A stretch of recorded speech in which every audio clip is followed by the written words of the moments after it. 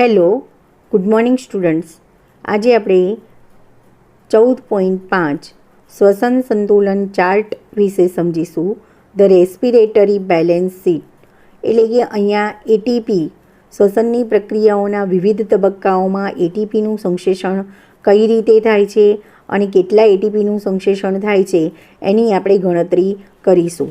પ્રત્યેક oxidised glucose અણુથી નિર્માણ થનાર વાસ્તવિક એટીપીની ગણતરી કરવી હવે સંભવિત છે. મતલબ કે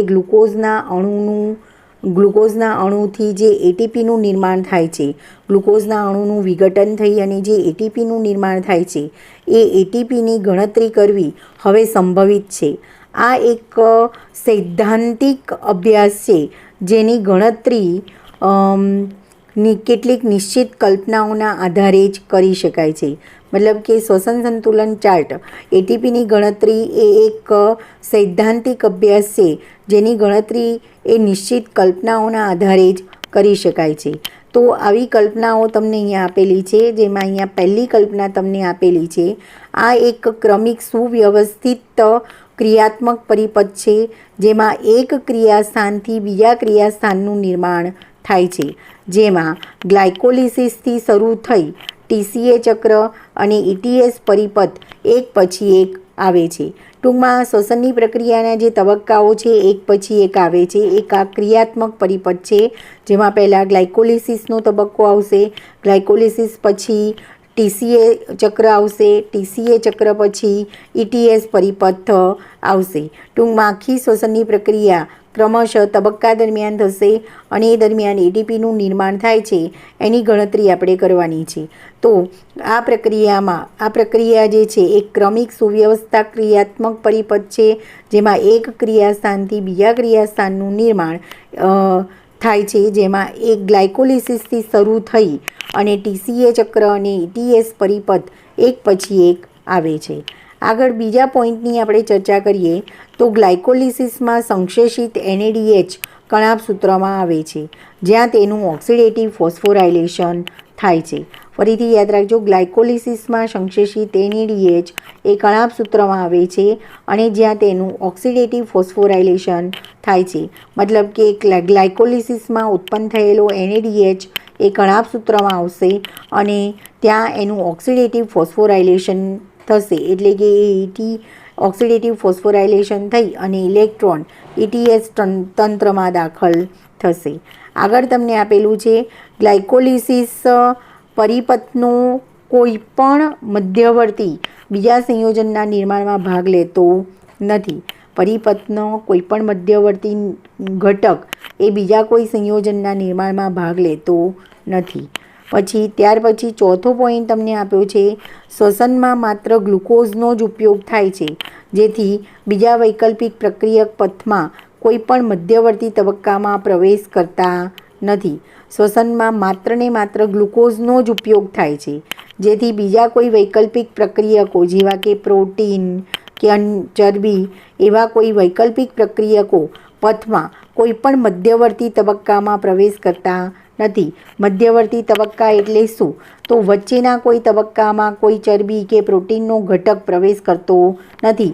શ્વસનમાં માત્ર ગ્લુકોઝનો જ ઉપયોગ થાય છે જેથી બીજા વૈકલ્પિક પ્રક્રિયકો પરિપથમાં કોઈ પણ મધ્યવર્તી તબક્કામાં પ્રવેશ કરતા નથી. આગળ આપણે વાત કરીએ, જો કે આ પ્રકારની કલ્પના સજીવ તંત્રના વાસ્તવમાં તર્કસંગત હોતી નથી. બધા પરિપથ એક પછી એક નથી પણ એક સાથે કાર્ય કરે છે. આ જે બધા પરિપથની વાત કરીએ આપણે, ગ્લાયકોલિસિસ, ક્રેબ્સ ચક્ર, ઇટીએસ, આ બધા પરિપથ એ એક પછી એક નથી પણ એક સાથે કાર્ય કરે છે. એટલે એવું નથી કે ગ્લાયકોલિસિસ કાર્ય કરી લે એ પછી ક્રેબ્સ ચક્ર કાર્ય કરશે, ક્રેબ્સ ચક્ર કાર્ય કરી લે પછી ઇલેક્ટ્રોન ટ્રાન્સફર ઇટીએસ તંત્ર કાર્ય કરશે, એવું નથી. આ બધા જ જે તબક્કાઓ છે એક સાથે કાર્ય કરે છે. આવશ્યકતા અનુસાર એટીપીનો ઉપયોગ થઈ શકે છે. આવશ્યકતા અનુસાર એટલે કે જે જરૂર હોય એ પ્રમાણે એટીપીનો ઉપયોગ થઈ શકે છે. ઉત્સેચકીય ક્રિયાઓનો દર ઘણી રીતે નિયંત્રિત થાય છે, છતાં પણ આ ક્રિયા કરવી ઉપયોગી છે. મતલબ કે ઉત્સેચકીય ક્રિયાઓનો દર ઘણી રીતે નિયંત્રિત થાય છે અને આ ક્રિયા કરવી ઉપયોગી છે. કારણ કે સજીવ તંત્રમાં ઉર્જાના નિષ્કર્ષણ તેમજ સંગ્રહણ માટે તેમની કાર્યદક્ષતા આવશ્યક છે. મતલબ કે ઉત્સેચકો એ સજીવ તંત્રમાં ઉર્જાના નિષ્કર્ષણ તેમજ સંગ્રહણ માટે આવશ્યક છે. કાર્યદક્ષતા આવકાર્ય છે. કારણ કે સજીવ તંત્રમાં ઉર્જાના નિષ્કર્ષણ તેમજ સંગ્રહણ માટે, ઉર્જાનું નિષ્કર્ષણ એટલે ઉર્જાનું ઉત્પાદન અને તેના સંગ્રહ માટે એમની કાર્યદક્ષતા આવકાર્ય છે. એમની એટલે કે ઉત્સેચકોની કાર્યદક્ષતા આવકાર્ય છે. આમ જારક શ્વસન દરમિયાન ગ્લુકોઝના એક અણુમાંથી 38 એટીપી અણુઓની વાસ્તવિક પ્રાપ્તિ થાય છે. આ અગત્યનો ટોપિક છે જે નીટમાં તમને પૂછાય છે. જારક શ્વસનની ક્રિયા દરમિયાન ગ્લુકોઝના એક અણુમાંથી 38 એટીપીનું નિર્માણ થાય છે અથવા વાસ્તવિક પ્રાપ્તિ થાય છે. મોસ્ટ આઈએમપી ક્વેશ્ચન જે નીટમાં વારંવાર પૂછાય છે કે ગ્લુકોઝના એક અણુમાંથી જારક શ્વસન દરમિયાન ગ્લુકોઝના એક અણુમાંથી કેટલા એટીપી અણુઓની વાસ્તવિક પ્રાપ્તિ થાય છે. તો આ ક્વેશ્ચન તમને નીટમાં પૂછાઈ શકે. જારક શ્વસન દરમિયાન ગ્લુકોઝના એક અણુમાંથી કેટલા એટીપી અણુઓની વાસ્તવિક પ્રાપ્તિ થાય છે. તો જારક શ્વસન દરમિયાન ગ્લુકોઝના એક અણુમાંથી 38 એટીપી અણુઓની વાસ્તવિક પ્રાપ્તિ થાય છે. મોસ્ટ આઈએમપી ક્વેશ્ચન છે. આ ક્વેશ્ચન નીટમાં પૂછાય છે. હવે આગળ અહીંયા તમને આથવણ અને જારક શ્વસનની તુલના આપેલી છે. તો આથવણ અને જારક શ્વસનની તુલના તમને 2 માર્ક્સમાં શોર્ટ નોટમાં પૂછી શકાય. આથવણ અને જારક શ્વસનની તુલના સમજાવો. તો આથવણમાં ગ્લુકોઝનું, આપણે પહેલાં આથવણના પોઈન્ટની વાત કરીએ તો આથવણમાં ગ્લુકોઝનું આંશિક વિઘટન થાય છે અને ઇથેનોલ કે લેક્ટિક એસિડનું નિર્માણ થાય છે. ફરીથી યાદ રાખજો, આથવણમાં ગ્લુકોઝનું આંશિક વિઘટન થાય છે અને અંતે એ ઇથેનોલ અને લેક્ટિક એસિડનું નિર્માણ થાય છે. જ્યારે આપણે જારક શ્વસનની વાત કરીએ તો જારક શ્વસનમાં ગ્લુકોઝનું પૂર્ણ વિઘટન થાય છે અને CO2 એટલે કે કાર્બન ડાયોક્સાઇડ અને H2O એટલે કે પાણી નિર્માણ પામે છે. આ પહેલો પોઈન્ટ યાદ રાખજો. આથવણમાં પહેલો પોઈન્ટ થશે ગ્લુકોઝનું આંશિક વિઘટન થાય છે અને ગ્લુકોઝનું આંશિક વિઘટન થઈ ઇથેનોલ કે લેક્ટિક એસિડનું નિર્માણ થશે. જ્યારે જારક શ્વસન દરમિયાન ગ્લુકોઝનું પૂર્ણ વિઘટન થાય છે અને ગ્લુકોઝના પૂર્ણ વિઘટનથી કાર્બન ડાયોક્સાઇડ અને પાણીનું નિર્માણ થાય છે એટલે કે H2O બને છે. બીજા પોઈન્ટની વાત કરીએ તો ગ્લુકોઝના અણુમાંથી પાયરુવિક એસિડના નિર્માણ દરમિયાન એટીપીના 2 વાસ્તવિક અણુઓની પ્રાપ્તિ થાય છે. ગ્લુકોઝના અણુમાંથી પાયરુવિક એસિડના નિર્માણ દરમિયાન ગ્લુકોઝના અણુમાંથી જ્યારે પાયરુવિક એસિડનો અણુ બને છે તો ગ્લુકોઝના અણુમાંથી પાયરુવિક એસિડના નિર્માણ દરમિયાન એટીપીના 2 વાસ્તવિક અણુઓની પ્રાપ્તિ થાય છે. જ્યારે જારક શ્વસનમાં ખૂબ વધારે એટીપીના અણુઓ નિર્માણ પામે છે. ત્રીજો પોઈન્ટ યાદ રાખવાનો છે, NADHનું NAD+માં ઓક્સિડેશન મંદ પ્રક્રિયા થાય છે. જ્યારે NADHનું NAD+માં ઓક્સિડેશન તીવ્ર ગતિથી થાય છે. ફરીથી આ પોઈન્ટ યાદ રાખજો, NADHનું NAD+માં આથવણની પ્રક્રિયામાં NADHનું NAD+માં ઓક્સિડેશન મંદ પ્રક્રિયા દ્વારા થાય છે. જ્યારે જારક શ્વસનમાં NADHનું NAD+માં ઓક્સિડેશન તીવ્ર ગતિથી થાય છે. આથવણની ક્રિયા પ્રમાણમાં જટિલ છે અને લાંબો સમય લે છે. જ્યારે જારક શ્વસનની ક્રિયા પ્રમાણમાં સરળ છે અને અલ્પ સમયમાં પૂર્ણ થાય છે. આથવણની પ્રક્રિયા સામાન્યતઃ ઉચ્ચ કક્ષાના સજીવોના કોષોમાં થાય છે અને જારક શ્વસનની પ્રક્રિયા યીસ્ટ, બેક્ટેરિયા, ફૂગ, અંતઃપરોપજીવીમાં થાય છે.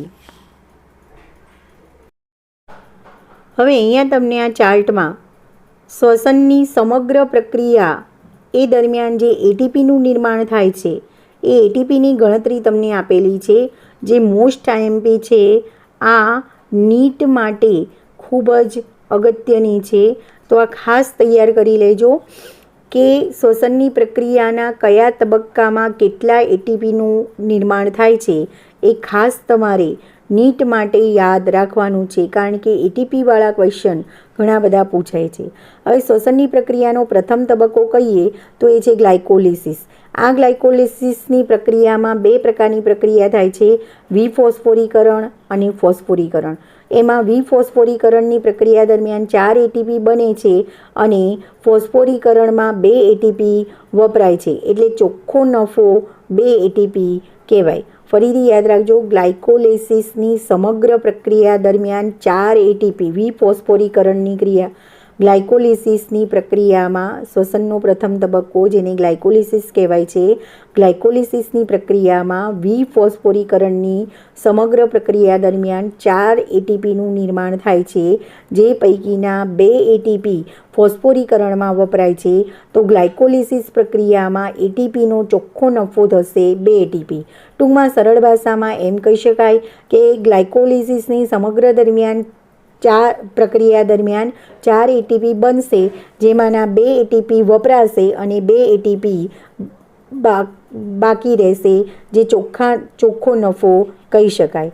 આગળ વાત કરીએ તો હવે આપણે વાત કરીએ તો ગ્લાયકોલિસિસ દરમિયાન 2 NADH2નું નિર્માણ થાય છે. હવે આગળ આપણે એ પણ સમજી ગયા ETS તંત્રમાં કે એક NADH2માંથી 3 એટીપીનું સર્જન થાય છે, તો 2 NADH2માંથી 6 એટીપી બનશે. તો 2 એટીપી આ અને 2 NADH2 સાથે 3 એટીપીનો ગુણાકાર કરીએ તો 6 એટીપી એ પ્રાપ્ત થશે. અને આ તમને ખ્યાલ આવી ગયો હશે કે એક NADH2માંથી 3 એટીપી નિર્માણ પામે તો 2 NADH2માંથી 6 એટીપીનું નિર્માણ થાય છે. ટૂંકમાં ગ્લાયકોલિસિસ પ્રક્રિયા દરમિયાન પહેલાં 2 એટીપી ચોખ્ખા નફા તરીકે હતા અને પાછા 6 એટીપી NADH2માંથી પ્રાપ્ત થાય છે, એટલે કે ગ્લાયકોલિસિસની સમગ્ર પ્રક્રિયા દરમિયાન આપણને 8 એટીપી પ્રાપ્ત થશે. ફરીથી આગળ વાત કરીએ તો TCA ચક્રની આપણે વાત કરીએ તો TCA ચક્ર એટલે કે ટ્રાય કાર્બોક્સિલિક એસિડ ચક્ર, જેને હેન્સ ક્રેબ્સ ચક્ર તરીકે પણ ઓળખવામાં આવે છે, એમાં આલ્ફા કીટોગ્લુટારિક એસિડમાંથી 1 એટીપી પ્રાપ્ત થાય છે. અને જ્યારે આલ્ફા કીટોગ્લુટારિક એસિડમાંથી સક્સિનિક એસિડ બને છે ત્યારે 1 એટીપી મળે છે અને સક્સિનિક એસિડ બને અને આ ચક્ર 2 TCA ચક્ર ચાલે એટલે 2 એટીપી પ્રાપ્ત થાય છે. આલ્ફા ગ્લુટારિક એસિડમાંથી સક્સિનિક એસિડ બને ત્યારે 1 એટીપી મળે છે. આ 2 ચક્ર આ TCA 2 ચક્ર TCAના ચાલે એટલે કે 2 એટીપી પ્રાપ્ત થશે. આગળ વાત કરીએ તો ETS તબક્કામાં વાત કરીએ, ઇલેક્ટ્રોન ટ્રાન્સપોર્ટ સિસ્ટમ, જેમાં 4 વખત NADH2 નું નિર્માણ થાય છે. એક NADH2માંથી 3 એટીપી બને તો 4 વખત NADH2નું નિર્માણ થાય છે, એટલે કે 4 NADH2માંથી 12 એટીપીનું સર્જન થાય. એક વખત FADH2નું નિર્માણ થાય છે તો FADH2માંથી એક FADH2ના અણુમાંથી 2 એટીપી બને છે, તો 2 એટીપી અહીંયા પ્રાપ્ત થશે. ટૂંકમાં સમગ્ર ETS તબક્કામાં 12 + 2 એટલે કે 14 એટીપી પ્રાપ્ત થશે. આમ આ ચક્ર 2 વખત ચાલે છે TCA ચક્ર, તો 14 × 2 એટલે કે 28 એટીપી પ્રાપ્ત થશે. અને અહીંયા 8 એટીપી અને પ્લસ આ 2 એટલે 8 ને 2 10 થયા, 10 ને 28 એટલે કે ટોટલ 38 એટીપી પ્રાપ્ત થશે. પણ પાયરુવિક એસિડ કણાભસૂત્રમાં દાખલ થાય ત્યારે 2 એટીપી વપરાય છે. આમ યુકેરિયોટિક કોષમાં માત્ર 16 એટીપી પ્રાપ્ત થાય છે. ટૂંકમાં પાયરુવિક એસિડ આ જે પ્રક્રિયા દરમિયાન છે ટોટલ 38 એટીપી પ્રાપ્ત થાય છે, પણ જ્યારે પાયરુવિક એસિડ જ્યારે કણાભસૂત્રમાં દાખલ થાય છે ત્યારે 2 એટીપી વપરાઈ જાય છે, એટલે 38 એટીપીમાંથી 36 એટીપી પ્રાપ્ત થાય એમ કહી શકાય. 2 એટીપી વપરાઈ જાય એટલે ટોટલ યુકેરિયોટિક કોષમાં 36 એટીપી પ્રાપ્ત થાય છે. તો આ છે સંતુલન સીટ એટલે કે એટીપી શ્વસનની પ્રક્રિયાના કયા તબક્કામાં કેટલા એટીપી પ્રાપ્ત થાય છે એની તમને ગણતરી આપી છે. ફરીથી યાદ રાખજો, મોસ્ટ આઈએમપી ક્વેશ્ચન છે. આ નીટ માટે ખૂબ જ અગત્યનો ક્વેશ્ચન છે. શ્વસનની પ્રક્રિયાના જુદા જુદા તબક્કા છે. પહેલો તબક્કો ગ્લાયકોલિસિસ કહેવાશે, બીજો તબક્કો ટીસીએ ચક્ર કહેવાશે અને ત્રીજો તબક્કો ઇટીએસ તબક્કો કહેવાશે. તો ગ્લાયકોલિસિસમાં જે વિફોસ્ફોરીકરણની પ્રક્રિયા થાય છે એમાં 4 એટીપી બને છે. એ 4 એટીપી બને છે એ પૈકીના 2 એટીપી ફોસ્ફોરીકરણની પ્રક્રિયામાં વપરાય છે. એટલે અહીંયા ગ્લાયકોલિસિસની પ્રક્રિયા દરમિયાન 2 એટીપી ચોખ્ખા પ્રાપ્ત થાય છે. આગળ વાત કરીએ તો ગ્લાયકોલિસિસની પ્રક્રિયા દરમિયાન 2 એનએડીએચનું નિર્માણ થાય છે, જે પૈકી એક NADH2માંથી 3 એટીપીનું નિર્માણ થાય તો 2 NADH2માંથી 6 એટીપી પ્રાપ્ત થાય છે. તો ઉપરના 2 એટીપી પ્લસ 2 NADH2માંથી 6 એટીપી પ્રાપ્ત થાય છે. એ 6 એટીપી ભેગા મળી અને ટોટલ ગ્લાયકોલિસિસની પ્રક્રિયા દરમિયાન 8 એટીપી મળશે. હવે આગળ વાત કરીએ તો ટીસીએ ચક્ર. ટીસીએ ચક્રમાં આલ્ફા કીટોગ્લુટારિક એસિડમાંથી સક્સિનિક એસિડ બને ત્યારે 1 એટીપી પ્રાપ્ત થાય છે.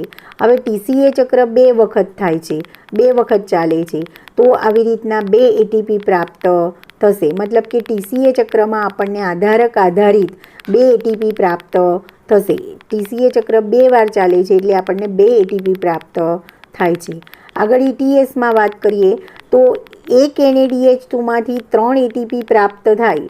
એક NADH2માંથી 3 એટીપી પ્રાપ્ત થાય તો અહીંયા ઇટીએસ તંત્રમાં 4 NADH2 પ્રાપ્ત થાય છે. તો 4 NADH2માંથી કેટલા એટીપી પ્રાપ્ત થશે? 4 ગુણ્યા 3 એટલે કે 12 એટીપી પ્રાપ્ત થશે. તો ઇટીએસ તબક્કામાં 4 NADH2માંથી 12 એટીપી પ્રાપ્ત થશે. એ જ રીતે ઇટીએસ તબક્કામાં એક FADH2માંથી 2 એટીપી પ્રાપ્ત થાય છે તો 2 એટીપી એ ગણવાના. તો 12 એટીપી અને 2 એટીપી એટલે ટોટલ થશે 14 એટીપી. બરાબર. એ 14 એટીપી પ્લસ અહીંયા ગ્લાયકોલિસિસ દરમિયાન ઉત્પન્ન થયેલા 8 એટીપી, ટીસીએ ચક્રમાં ઉત્પન્ન થયેલા 2 એટીપી એટલે કે 8 ને 2 10 થયા. 10 અને અહીંયા ઇટીએસ તંત્રમાં 14 એટીપી ઉત્પન્ન થાય છે. હવે ટીસીએ ચક્ર 2 વખત ચાલે છે એટલે 14 ગુણ્યા 2 એટલે કે 28 એટીપી પ્રાપ્ત થાય. તો ઇટીએસ તબક્કામાં 28 એટીપી પ્રાપ્ત થાય છે. ઇટીએસ તબક્કામાં 28 એટીપી પ્રાપ્ત થાય. એ 28 એટીપી આગળના આ 8 એટીપી ગ્લાયકોલિસિસ પ્રક્રિયાના અને ટીસીએ ચક્રના આ 2 આધારક આધારિત એટીપી, તો 8 ને 2 10, 10 ને 28 38 એટીપી પ્રાપ્ત થશે. આમ પાયરુવિક એસિડ દરમિયાન યુકેરિયોટિક કોષમાં આમ ટોટલ 38 એટીપી પ્રાપ્ત થાય, પણ એ પૈકી પાયરુવિક એસિડ જ્યારે કણાભસૂત્રમાં દાખલ થાય છે ત્યારે 2 એટીપી વપરાઈ જાય છે. એટલે કે યુકેરિયોટિક કોષમાં ટોટલ 36 એટીપી પ્રાપ્ત થાય છે.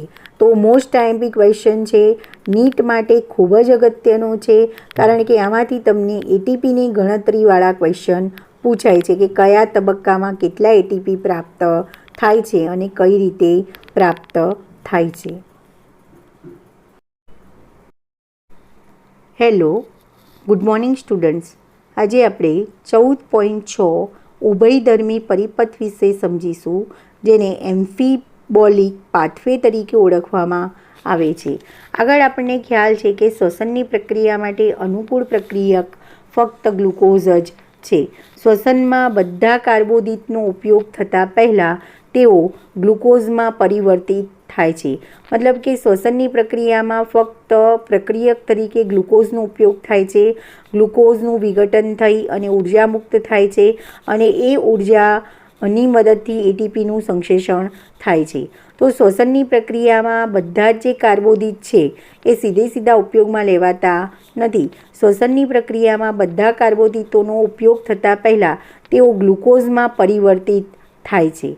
હવે અગાઉ આપણે જોયું છે ઘણા બીજા બધા પ્રક્રિયકો પણ છે જે શ્વસનમાં ઉપયોગમાં લેવામાં આવે છે. બીજા પ્રક્રિયકો એટલે કે પ્રોટીન, ચરબી, આ બધા જે પ્રક્રિયકો છે એ પણ ઉપયોગમાં લેવામાં આવે છે શ્વસનની પ્રક્રિયામાં, પરંતુ તેઓ શ્વસનના પહેલા તબક્કામાં ઉપયોગમાં લેવાતા નથી. ફરીથી આ ખાસ પોઈન્ટ યાદ રાખજો. ગ્લુકોઝ જેવા કાર્બોદિતનો બધા કાર્બોદિતનો શ્વસનની પ્રક્રિયામાં ઉપયોગ થાય છે, પણ એ કાર્બોદિતો સીધા ઉપયોગમાં લેવાતા નથી. કાર્બોદિતો બધા જે કાર્બોદિત છે એ પહેલાં ગ્લુકોઝમાં કન્વર્ટ થાય છે અને પછી ગ્લુકોઝ એ શ્વસનની પ્રક્રિયામાં ઉપયોગમાં લેવાય છે. આ સિવાયના બીજા કેટલાક ઘટકો પણ છે જે શ્વસનની પ્રક્રિયામાં ઉપયોગમાં લેવાય છે, જેવા કે ચરબી, પ્રોટીન વગેરે. પણ આ જે બીજા બધા ઘટકો છે, ચરબી, પ્રોટીન જેવા ઘટકો, એ શ્વસનના પ્રથમ તબક્કામાં ઉપયોગમાં લેવાતા નથી. તો એ કઈ રીતે ઉપયોગમાં લેવામાં આવે છે એ તમને આકૃતિમાં ચાર્ટ બતાવેલો છે. એ ચાર્ટ ઉપરથી આપણે સમજીશું. આકૃતિ 14.6 એમાં તમને બતાવેલું છે કે કયો ઘટક કઈ રીતે શ્વસનની પ્રક્રિયામાં કઈ રીતે ઉપયોગમાં લેવાય છે એ તમને આકૃતિ ઉપરથી સમજાવ્યું છે. હવે અહીંયા તમને એક ચાર્ટ આપેલો છે જેમાં શ્વસન મધ્યસ્થતા દરમિયાન વિવિધ કાર્બનિક અણુઓનું CO2 અને H2Oમાં વિઘટનને દર્શાવતો ચયાપચય પરિપથક્રમનો આંતરસંબંધ દર્શાવતો ચાર્ટ દર્શાવ્યો છે. આગળ આપણે આ ચેપ્ટરમાં શ્વસનની પ્રક્રિયા વિશે સમજી ગયા, જેમાં આપણે સમજી ગયા કે ગ્લુકોઝ છે એ ગ્લુકોઝના અણુનું વિઘટન થઈ અને ઉર્જા મુક્ત થાય છે અને એ ઉર્જા દરમિયાન એટીપીનું નિર્માણ થાય છે. એ ઉર્જામાંથી એટીપીનું સર્જન થાય છે. અને આ બધા જે કાર્બોદિત છે એ કાર્બોદિતો સૌ પહેલાં સરળ શર્કરા જેવી કે ગ્લુકોઝમાં રૂપાંતરિત થાય છે અને ત્યાર પછી એ શ્વસનની પ્રક્રિયામાં પ્રવેશે છે. તો અહીંયા આગળ આપેલું છે. દાખલા તરીકે આપણે એવું કીધું કે ગ્લુકોઝ એ શ્વસનનું એકમાત્ર પ્રક્રિયક છે, સરળ પ્રક્રિયક છે. તો બધા જ જે કાર્બોદિત છે એ સીધા શ્વસનની પ્રક્રિયામાં પ્રવેશતા નથી. આ કાર્બોદિત છે એ કાર્બોદિતનું પહેલું સરળ શર્કરા ગ્લુકોઝમાં રૂપાંતરણ થાય છે અને ત્યાર પછી આ ગ્લુકોઝનો અણુ છે એ શ્વસનની પ્રક્રિયામાં પ્રવેશે છે. જેમ કે ગ્લુકોઝ છે તો ગ્લુકોઝમાંથી ગ્લુકોઝ 6 ફોસ્ફેટ બનશે. આ ગ્લાયકોલિસિસનો તબક્કો છે. ગ્લુકોઝ શ્વસનની પ્રક્રિયાનો પ્રથમ તબક્કો, જેમાં ગ્લુકોઝમાં ગ્લાયકોલિસિસની પ્રક્રિયાના અંતે પાયરુવિક એસિડનું નિર્માણ થાય છે. તો ગ્લુકોઝમાંથી ગ્લુકોઝ 6 ફોસ્ફેટ બનશે ગ્લાયકોલિસિસની પ્રક્રિયા દરમિયાન. ગ્લુકોઝ 6 ફોસ્ફેટમાંથી ફ્રુક્ટોઝ 1,6 બાયફોસ્ફેટ બનશે. ફ્રુક્ટોઝ 1,6 બાયફોસ્ફેટમાંથી બે અણુઓનું નિર્માણ થાય છે. એક ડાયહાઇડ્રોક્સી એસિટોન ફોસ્ફેટ, જેને ધાપ તરીકે ઓળખવામાં આવે છે, અને બીજો બને છે 3 કાર્બનયુક્ત સંયોજન ફોસ્ફોગ્લિસરાલ્ડિહાઇડ, જેને PGAL તરીકે ઓળખવામાં આવે છે. ટૂંકમાં ફ્રુક્ટોઝ 1,6 બાયફોસ્ફેટમાંથી 3 કાર્બનવાળા બે સંયોજનો બને છે. એક ડાયહાઇડ્રોક્સી એસિટોન ફોસ્ફેટ, જેને ધાપ તરીકે ઓળખવામાં આવે છે, અને બીજું ગ્લિસરાલ્ડિહાઇડ, જેને PGAL તરીકે ઓળખવામાં આવે છે, ગ્લિસરાલ્ડિહાઇડ 3 ફોસ્ફેટ. હવે આ જે ગ્લિસરાલ્ડિહાઇડ 3 ફોસ્ફેટ છે, હવે આ ધાપ અને ગ્લિસરાલ્ડિહાઇડ એકબીજાના સમઘટક છે. એટલે કે ધાપ છે એ ગ્લિસરાલ્ડિહાઇડમાં રૂપાંતરિત થઈ શકે છે અને ગ્લિસરાલ્ડિહાઇડ એ ધાપમાં રૂપાંતરિત થઈ શકે છે. હવે આ ગ્લિસરાલ્ડિહાઇડ 3 ફોસ્ફેટ છે એ વિવિધ પ્રક્રિયાના અંતે પાયરુવિક એસિડનું નિર્માણ કરે છે. આ પાયરુવિક એસિડ છે એ એસિટાઇલ કોએન્ઝાઇમ નું નિર્માણ કરશે અને એસિટાઇલ કોએન્ઝાઇમ એ ક્રેબ્સ ચક્રમાં પ્રવેશે છે. જે પ્રક્રિયાને અંતે, એટલે કે ક્રેબ્સ ચક્રની પ્રક્રિયાના અંતે CO2 અને H2O નું નિર્માણ થાય છે અને ઉર્જા મુક્ત થાય છે, જેનો એટીપીના નિર્માણમાં ઉપયોગ થાય છે. તો આ થઈ ગ્લાયકોલિસિસ અને ક્રેબ્સ ચક્રની પ્રક્રિયા, જે દરમિયાન ગ્લુકોઝના અણુનું વિઘટન થઈ અને ઉર્જા મુક્ત થાય છે અને CO2 અને H2O પણ મુક્ત થાય છે. હવે આગળ આપણે આ પરિપથમાં એવી વાત કરીએ છીએ કે આ જે શ્વસનની પ્રક્રિયા છે એમાં ગ્લુકોઝ સિવાય અન્ય કેટલાક ઘટકો પણ ભાગ ભજવે છે. તો કયા ઘટકો? દાખલા તરીકે ચરબી અને પ્રોટીન્સ ઘટકો પણ આ પ્રક્રિયામાં ભાગ ભજવે છે. કઈ રીતે? તો દાખલા તરીકે ચરબી છે તો ચરબીનો ઘટક છે એ શ્વસનની પ્રક્રિયામાં કઈ રીતે પ્રવેશે છે? ચરબી સીધી શ્વસનની પ્રક્રિયામાં પ્રવેશ કરી શકતી નથી. તો ચરબીનું પહેલાં વિઘટન થઈ અને ફેટી એસિડ અને ગ્લિસરોલ બનશે. ત્યાર પછી એ ફેટી એસિડ જે છે ગ્લિસરોલ છે એ ગ્લિસરોલનું ડાયહાઇડ્રોક્સી એસિટોન ફોસ્ફેટમાં રૂપાંતરણ થાય છે અને ડાયહાઇડ્રોક્સી એસિટોન ફોસ્ફેટ ફોસ્ફોગ્લિસરાલ્ડિહાઇડમાં અથવા ગ્લિસરાલ્ડિહાઇડ 3 ફોસ્ફેટમાં પ્રવેશશે. એમાંથી પાયરુવિક એસિડ બનશે, એમાંથી એસિટાઇલ કોએન્ઝાઇમ બનશે અને ત્યાર પછી એસિટાઇલ કોએન્ઝાઇમ એ ક્રેબ્સ ચક્રમાં પ્રવેશશે. ટૂંકમાં ચરબી એ સીધું શ્વસનની પ્રક્રિયામાં પ્રવેશી શકતું નથી. ચરબીનું પહેલાં વિઘટન થઈ ફેટી એસિડ અને ગ્લિસરોલ બનશે. ગ્લિસરોલ એ ધાપ એટલે કે ડાયહાઇડ્રોક્સી એસિટોન ફોસ્ફેટમાં કન્વર્ટ થશે. ડાયહાઇડ્રોક્સી એસિટોન ફોસ્ફેટ ગ્લિસરાલ્ડિહાઇડ 3 ફોસ્ફેટમાં કન્વર્ટ થશે. ગ્લિસરાલ્ડિહાઇડ 3 ફોસ્ફેટ પાયરુવિક એસિડમાં રૂપાંતરણ પામશે. પાયરુવિક એસિડ એસિટાઇલ કોએન્ઝાઇમમાં રૂપાંતરણ પામશે અને ત્યાર પછી એ ક્રેબ્સ ચક્રમાં પ્રવેશી CO2 અને H2Oના નિર્માણમાં ભાગ ભજવશે.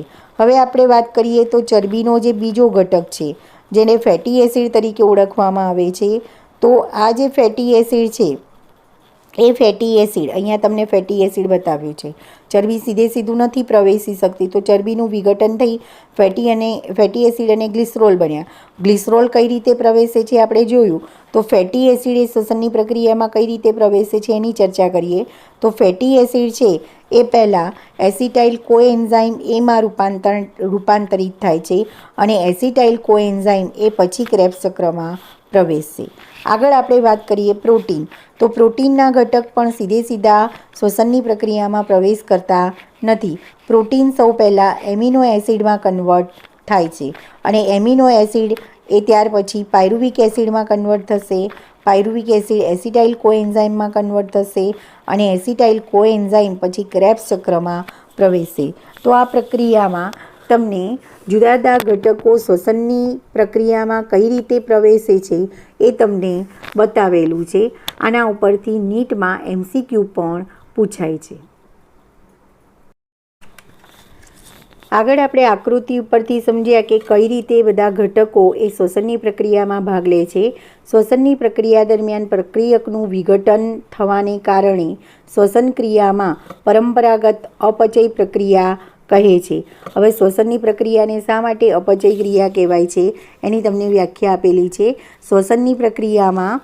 શ્વસનની પ્રક્રિયા દરમિયાન પ્રક્રિયકનું વિઘટન થવાને કારણે શ્વસનની ક્રિયામાં પરંપરાગત અપચય પ્રક્રિયા કહે છે અને શ્વસન પરિપથ એને શ્વસનીય અપચય પરિપથ કહેવાય છે. બરાબર. શ્વસન પરિપથને અપચય પરિપથ તરીકે પણ ઓળખવામાં આવે છે અથવા શ્વસનની પ્રક્રિયાને અપચયની પ્રક્રિયા પણ કહેવાય છે. ચરબી અને પ્રોટીન શ્વસનીય પરિપથથી વિખૂટા પડે છે. પ્રોટીન અને ચરબી એ શ્વસનીય પરિપથથી વિખૂટા પડે છે અને પરંતુ શું આ સમજ સાચી છે? ઉપર વર્ણવેલ વિવિધ પ્રક્રિયકો ઉર્જાના હેતુ માટે શ્વસન પરિપથમાં કેવી રીતે પ્રવેશ કરે છે એ જાણવું ખૂબ જ મહત્ત્વનું છે. તો એ આપણે ઉપરના ચાર્ટ ઉપરથી સમજ્યા કે કઈ રીતે પ્રોટીન અને ચરબી એ પણ શ્વસનની પ્રક્રિયામાં પ્રવેશે છે, એના વિશે આપણે સમજ્યા. આગળ વાત કરીએ તો શ્વસન પરિપથમાં ઉપયોગમાં આવતા પહેલાં ફેટી એસિડ એ શ્વસનીય પરિપથમાં ઉપયોગમાં આવતા પહેલાં ફેટી એસિડ છે એ પ્રક્રિયક તરીકે પ્રવેશી એસિટાઇલ કોએન્ઝાઇમમાં વિઘટન પામે છે. જ્યારે સજીવને ફેટી એસિડનું સંશ્લેષણ કરવાની જરૂર પડે છે ત્યારે શ્વસન પરિપથમાંથી એસિટાઇલ કોએન્ઝાઇમ દૂર થઈ જાય છે, જેથી ફેટી એસિડનું સંશ્લેષણ અને વિઘટન બંનેમાં શ્વસન પરિપથનો ઉપયોગ થાય છે. આગળ વાત કરીએ તો આ પ્રકારે પ્રોટીનનું સંશ્લેષણ થાય છે. બરાબર. આ રીતે વિઘટનની પ્રક્રિયા ઓછી થાય છે. આ રીતે પ્રોટીનનું સંશ્લેષણ તેમજ વિઘટન માટે શ્વસન મધ્યસ્થી બને છે. બરાબર. જેમ ચરબીનું સંશ્લેષણ અને વિઘટન થાય છે એમ પ્રોટીનનું પણ સંશ્લેષણ અને વિઘટન માટે શ્વસન પરિપથ મધ્યસ્થી બને છે. આ રીતે વિઘટનની પ્રક્રિયા ઓછી થાય છે. આ જે ચરબી અને પ્રોટીનનું વિઘટન થાય છે એ વિઘટનની પ્રક્રિયા ઓછી થાય છે. સજીવોમાં થતી વિઘટનની પ્રક્રિયાઓને અપચય પ્રક્રિયાઓ તરીકે ઓળખવામાં આવે છે અને સંશ્લેષણની પ્રક્રિયાઓને ચય કહેવાય છે. ટૂંકમાં એમ કહી શકાય કે શ્વસન પરિપથ એ ચય અને અપચય બંને પ્રક્રિયાને બંને પ્રકારની પ્રક્રિયાઓને સમાવે છે. તેથી તેને એમ્ફીબોલિક પરિપથ ઉભય ગુણધર્મી પરિપથ કહેવું એ વધુ યોગ્ય છે કે નહીં કે અપચય પરિપથ કહેવું. એટલે શા માટે શ્વસન પરિપથને ઉભયધર્મી પરિપથ કહેવાય છે? એનું કારણ એ છે કે શ્વસન પરિપથમાં ચય અને અપચય બંને પ્રકારની પ્રક્રિયા થાય છે. આગળ વાત કરી કે પ્રોટીનનું સંશ્લેષણ અને વિઘટન માટે શ્વસન પરિપથ મધ્યસ્થી બને છે. એ જ રીતે ફેટી એસિડના સંશ્લેષણ અને વિઘટન માટે પણ શ્વસન પરિપથનો ઉપયોગ થાય છે. એટલા માટે શ્વસનનો પરિપથ છે એ ચય અને અપચય બંને પ્રકારની પ્રક્રિયાઓને સમાવે છે. માટે એને એમ્ફીબોલિક પરિપથ ઉભય ગુણધર્મી પરિપથ કહેવું વધુ યોગ્ય છે. આમ જોવા જઈએ તો શ્વસનની પ્રક્રિયા એ અપચય પરિપથ કહેવાય, કારણ કે ગ્લુકોઝનું એમાં વિઘટન થાય છે. પણ આમ જોવા જઈએ તો શ્વસન પરિપથ ચય અને અપચય બંને પ્રકારની પ્રક્રિયાઓને સમાવે છે, એટલે એને એમ્ફીબોલિક પરિપથ અથવા તો ઉભય ગુણધર્મી પરિપથ તરીકે ઓળખવામાં આવે છે. આગળનો નેક્સ્ટ પોઈન્ટ છે શ્વસનાંક. શ્વસનાંકને રેસ્પિરેટરી ક્વોન્ટેન્ટ તરીકે પણ ઓળખવામાં આવે છે. હવે શ્વસનાંક કોને કહેવાય? શ્વસનની બીજી બાબતને જોઈએ, જેમ કે તમે જાણો છો કે જારક શ્વસન દરમિયાન ઓક્સિજનનો ઉપયોગ થાય છે અને કાર્બન ડાયોક્સાઇડ મુક્ત થાય છે. બરાબર. એમાં જારક શ્વસન દરમિયાન શું થાય છે? તો જારક શ્વસનની ક્રિયા દરમિયાન ઓક્સિજન એટલે કે O2નો ઉપયોગ થાય છે અને કાર્બન ડાયોક્સાઇડ મુક્ત થાય છે. તો એમાં પણ જારક શ્વસન દરમિયાન ઓક્સિજન ઉપયોગમાં લેવાય છે અને કાર્બન ડાયોક્સાઇડ મુક્ત થાય છે. શ્વસન દરમિયાન મુક્ત થતો કાર્બન ડાયોક્સાઇડ અને ઉપયોગમાં લેવાતા ઓક્સિજનના ગુણોત્તરને શ્વસનાંક RQ તરીકે ઓળખવામાં આવે છે. RQ એટલે રેસ્પિરેટરી ક્વોન્ટન્ટ. ફરીથી યાદ રાખજો, શ્વસનાંક કોને કહેવાય? તો શ્વસનની પ્રક્રિયા દરમિયાન મુક્ત થતા કાર્બન ડાયોક્સાઇડ અને ઉપયોગમાં લેવાતા ઓક્સિજનના ગુણોત્તરને શ્વસનાંક RQ તરીકે ઓળખવામાં આવે છે. તો અહીંયા તમને RQનું સૂત્ર આપેલું છે. શ્વસનાંક RQ બરાબર મુક્ત થતા CO2નું કદ, એટલે કે શ્વસનની પ્રક્રિયા દરમિયાન જે CO2 ઉત્પન્ન થાય છે એ CO2નું કદ છેદમાં ઉપયોગમાં લેવાતા O2નું કદ. તો આ સમીકરણ તમારે યાદ રાખવાનું છે. શ્વસનાંક RQ બરાબર મુક્ત થતા CO2નું કદ છેદમાં ઉપયોગમાં લેવાતા O2નું કદ. શ્વસનાંક શ્વસન દરમિયાન ઉપયોગમાં લેવાયેલ સ્વાસ્થ્ય પદાર્થ પર નિર્ભર છે. હવે શ્વસનાંક કેટલો હશે એ કોના ઉપર આધાર રાખે છે? તો શ્વસનાંક એ શ્વસનની પ્રક્રિયા દરમિયાન સ્વાસ્થ્ય પદાર્થ તરીકે કયો પદાર્થ લીધો છે? ગ્લુકોઝ લીધો છે, ગ્લુકોઝ જેવો કાર્બોદિત પદાર્થ છે, કોઈ પ્રોટીન પદાર્થ છે, કોઈ ચરબીનો પદાર્થ છે, એના ઉપર ડિપેન્ડ છે કે કયો સ્વાસ્થ્ય પદાર્થ છે, એના ઉપર શ્વસનાંકનો આધાર રહેલો છે. જો કાર્બોદિત પ્રક્રિયકના રૂપમાં હોય તો પૂર્ણ ઓક્સિડેશન થાય છે, જેથી શ્વસનાંક 1 થાય છે. તો મોસ્ટ ટાઈમથી યાદ રાખજો, જો સ્વાસ્થ્ય પદાર્થ તરીકે શ્વસનની પ્રક્રિયામાં સ્વાસ્થ્ય પદાર્થ તરીકે કાર્બોદિત હોય તો એનું પૂર્ણ ઓક્સિડેશન થાય છે અને શ્વસનાંક 1 પ્રાપ્ત થાય છે. તો અહીંયા તમને નીટમાં ક્વેશ્ચન પૂછી શકાય કે કાર્બોદિત પદાર્થોનો શ્વસનાંક કેટલો છે, અથવા તો જો સ્વાસ્થ્ય પદાર્થ તરીકે કાર્બોદિત પદાર્થ હોય તો એનો શ્વસનાંક કેટલો થાય? તો કાર્બોદિત પદાર્થનો શ્વસનાંક 1 થાય છે, કારણ કે એનું પૂર્ણ ઓક્સિડેશન થાય છે.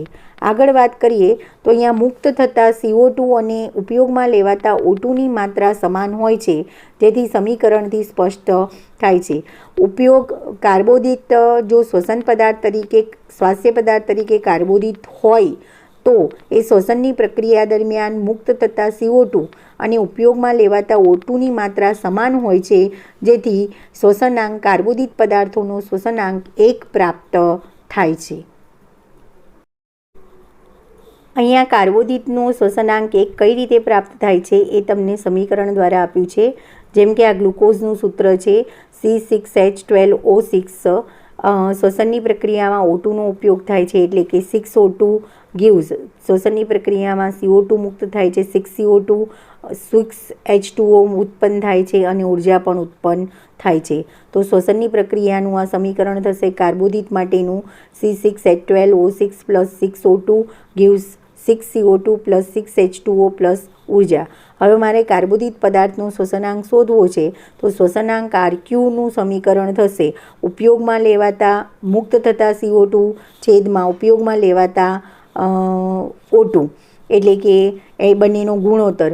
તો અહીંયા કાર્બોદિત પદાર્થ જો સ્વાસ્થ્ય પદાર્થ તરીકે લીધો હોય તો એમાં મુક્ત થતા CO2 અને ઉપયોગમાં લેવાતા CO2 એ બંનેની સંખ્યા સમાન હોય છે, એટલે કાર્બોદિત પદાર્થનું શ્વસનાંક 1.0 એટલે કે 1 પ્રાપ્ત થશે. તો આ ક્વેશ્ચન મોસ્ટ આઈએમપી છે. કાર્બોદિત પદાર્થનો શ્વસનાંક કેટલો હોય છે? તો કાર્બોદિત પદાર્થનો શ્વસનાંક 1 હોય છે. આગળ વાત કરીએ તો જો શ્વસન પદાર્થ તરીકે જ્યારે ચરબી શ્વસનમાં ઉપયોગમાં લેવાય તો, એટલે કે સ્વાસ્થ્ય પદાર્થ તરીકે ચરબી ઉપયોગમાં લેવાય તો શ્વસનાંક 1થી ઓછો હોય છે. દાખલા તરીકે ચરબીનો સીધો ઉપયોગ થતો નથી. ચરબીનું પહેલાં વિઘટન થઈ અને ફેટી એસિડ ટ્રાઇપામિટિનના રૂપમાં ઉપયોગમાં લેવાય છે ત્યારે તેમની ગણતરી નીચે મુજબ થાય છે. એટલે કે જો ચરબી છે એનો સ્વાસ્થ્ય પદાર્થ તરીકે ઉપયોગ થતો હોય તો ચરબીનો સીધો ઉપયોગ થતો નથી, એટલે ચરબીનું પહેલાં ફેટી એસિડમાં કન્વર્ટ થાય છે. અહીંયા ટ્રાઇપામિટિન રૂપમાં ચરબી કન્વર્ટ થાય છે, એટલે કે ટ્રાઇપામિટિન નામના ફેટી એસિડમાં ચરબી કન્વર્ટ થાય છે અને ત્યાર પછી એનો ઉપયોગ શ્વસનની પ્રક્રિયામાં થાય છે. તો અહીંયા તમને ટ્રાઇપામિટિનનું સમીકરણ સૂત્ર આપેલું છે 2C51H98O6.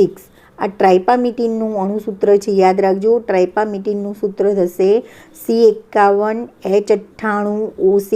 મોસ્ટ આઈએમપી નીટમાં પૂછી શકાય સમીકરણ ઉપરથી MCQ.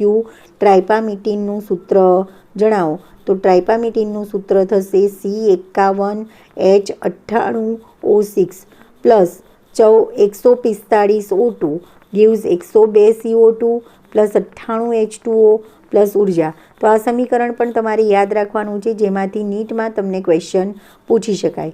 હવે અહીંયા આ સમીકરણમાં જ્યારે ટ્રાઇપામિટિનનું શ્વસનની પ્રક્રિયામાં ઉપયોગ થાય છે સ્વાસ્થ્ય પદાર્થ તરીકે તો શ્વસનાંક RQ કેટલો પ્રાપ્ત થાય?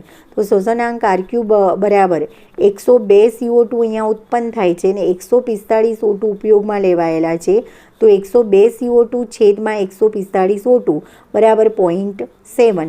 તો અહીંયા તમને નીટમાં ક્વેશ્ચન પૂછી શકાય ટ્રાઇપામિટિનનો શ્વસનાંક કેટલો છે? તો 0.7. અથવા એમ પૂછી શકાય ચરબીનો શ્વસનાંક કેટલો છે? તો 0.7. આગળ વાત કરીએ જ્યારે પ્રોટીન સ્વાસ્થ્ય પદાર્થના રૂપમાં ઉપયોગમાં લેવાય ત્યારે તેના શ્વસનાંકનો ગુણોત્તર લગભગ 0.9 જેટલો હોય છે, એટલે એ પણ 1 કરતાં ઓછો છે. જો સ્વાસ્થ્ય પદાર્થ તરીકે પ્રોટીન ઉપયોગમાં લેવાય તો તેના શ્વસનાંકનો ગુણોત્તર લગભગ 0.9 જેટલો પ્રાપ્ત થાય છે. તો અહીંયા એ જાણવું અતિ મહત્ત્વનું છે કે સજીવોમાં સ્વાસ્થ્ય પદાર્થ મોટાભાગે 1 કરતાં વધારે હોય છે, પરંતુ શુદ્ધ પ્રોટીન તેમજ ચરબી સ્વાસ્થ્ય પદાર્થ તરીકે ક્યારેય ઉપયોગમાં આવતા નથી. આગળ જ આપણે વાત કરી કે સ્વાસ્થ્ય પદાર્થ તરીકે ગ્લુકોઝ એકમાત્ર પ્રક્રિયકનો ઉપયોગ થાય છે, પણ પહેલું તો બધા જ કાર્બોદિતનું પહેલાં ગ્લુકોઝમાં રૂપાંતરણ થશે અને ત્યાર પછી ગ્લુકોઝ એ સ્વાસ્થ્ય પદાર્થ તરીકે શ્વસનની પ્રક્રિયામાં ઉપયોગમાં લેવાય છે. હવે બીજા ઘટક તરીકે પ્રોટીન અને ચરબી પણ ઉપયોગમાં લેવાય છે, પણ આ પ્રોટીન અને ચરબી એ શુદ્ધ સ્વાસ્થ્ય પદાર્થ તરીકે ક્યારેય ઉપયોગમાં લેવાતા નથી, એટલે કે સીધા પ્રોટીન અને ચરબીનો સીધો ઉપયોગ થતો નથી. પ્રોટીનનું પહેલાં એમિનો એસિડમાં રૂપાંતરણ થાય છે, ચરબીનું ફેટી એસિડ અને ગ્લિસરોલમાં રૂપાંતરણ થાય છે અને ત્યાર પછી એ શ્વસનની પ્રક્રિયામાં ઉપયોગમાં લેવાય છે. તો આ શ્વસનાંકવાળા પોઈન્ટમાંથી 3 ક્વેશ્ચન નીટ માટે ખાસ યાદ રાખવાના છે. કાર્બોદિતનો શ્વસનાંક 1 છે, બરાબર. ટ્રાઇપામિટિન એટલે કે ચરબીનો શ્વસનાંક 0.7 છે અને પ્રોટીનનો શ્વસનાંક 0.9 છે. અહીંયા ચરબી અને પ્રોટીનનો શ્વસનાંક 1 કરતાં ઓછો હોય છે.